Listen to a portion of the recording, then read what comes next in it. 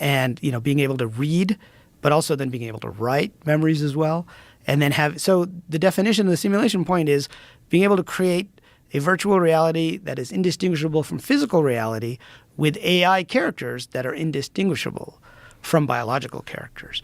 So, you wouldn't be able to tell you're talking to an NPC, basically. Right. We're getting closer to that already, right? Yes. Yeah, I mean, there's companies out there doing smart NPCs now inside video games.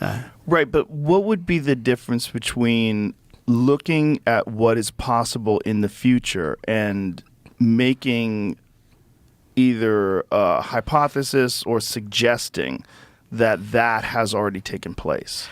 Right. So that's kind of the leap, right, that you need to make, which is to say that if we can do it, now let's imagine a civilization that was 1,000,000 years ahead of us, 1,000 years ahead of us. Yeah. Even 200 years ahead of us, right? But certainly 1,000 years ahead of us. So where will computers be in 1,000 years?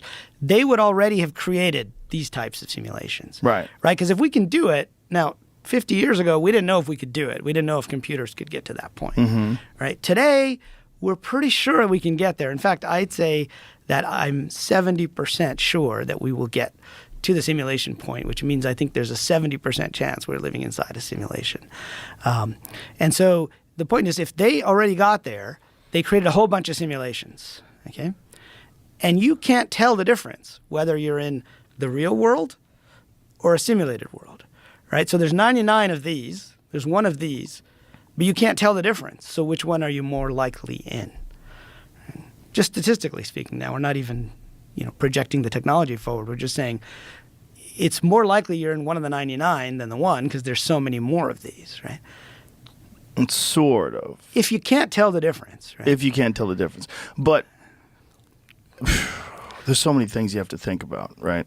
There's so many things you have to take into consideration. One of them is we don't have a straight linear line from the moment that we're born to the moment that we exist in currently. The reason being is that we go to sleep every night. Right. It's a weird thing. We shut off every night. And we wake up intermittently, and you go back to bed. Maybe you have to pee. Maybe you're thirsty. You go back to bed. And then you wake up again. But when you wake up, you are just waking up. Like when I woke up this morning, I don't know if this is the life I've always lived. Right. I'm assuming it is because I have all these detailed memories of the past. I see my dog. He reacts the exact same way he always does. I see my wife. I see my kids. I see my house. It's the same house that I remember. But I'm not sure. I just woke up.